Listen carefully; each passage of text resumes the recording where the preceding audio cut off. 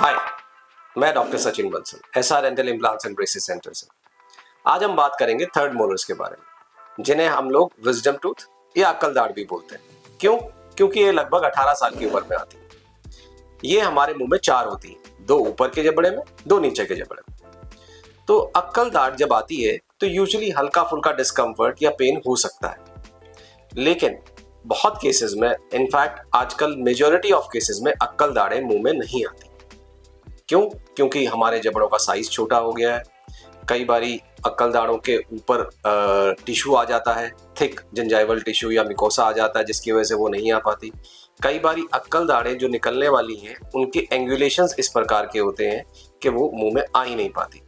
तो अगर उनसे कोई सिम्टम्स नहीं है, कोई परेशानी नहीं हो रही, कुछ पता नहीं चल रहा, तो अक्सर डॉक्टर एडवाइस करते हैं कि उन्हें अंडर ऑब्जर्वेशन रखा जाए। लेकिन बहुत से केसेस में अक्ल दाढ़ें थोड़ी आती हैं और बाकी नहीं आती हैं, और उसकी वजह से दांतों में इन्फेक्शन, सूजन, जबड़े में दर्द, सर दर्द, फीवर तक भी हो सकता है, और इसकी वजह से बहुत बारी अगल बगल के दांतों में भी कीड़ा लग जाता है।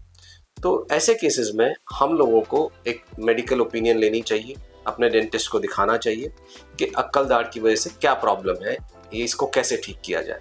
तो अक्ल दाढ़ जब पूरी तरीके से मुंह में नहीं आती है तो उसको हम बोलते हैं impaction, impacted third molars. Impacted third molars लगभग 4 तरीके के हो सकते हैं: हॉरिजॉन्टल, वर्टिकल, मीजियो एंगुलर या डिस्टो एंगुलर।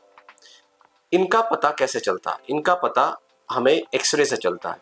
जब आप अपने डॉक्टर के पास जाएंगे, वो आपका फुल माउथ एक्सरे लेंगे, जिसके अंदर हमें दिखाई देगा कि अक्ल दाढ़ें किस तरीके से हैं, क्या वो मुंह में आएंगी या नहीं आएंगी।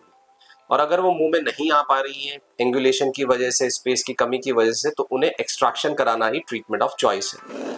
एक्सट्रैक्शन कराने से पहले कई बारी अक्ल दाढ़ों के पास एक नर्व भी रहती है। तो ऐसे केसेस में अगर हमें लगे कि अक्ल दाढ़ काफ़ी नीचे है या नर्व के पास है, तो ऐसे केसेस में एक सीबीसीटी भी लिया जाता है, एक्सट्रैक्शन के दौरान कोई कॉम्प्लिकेशंस ना। अदरवाइज थर्ड मोलर्स के लिए extraction is the best solution. तो ये सब था थर्ड मोलर के बारे में, यानी अक्ल दाढ़ के बारे में।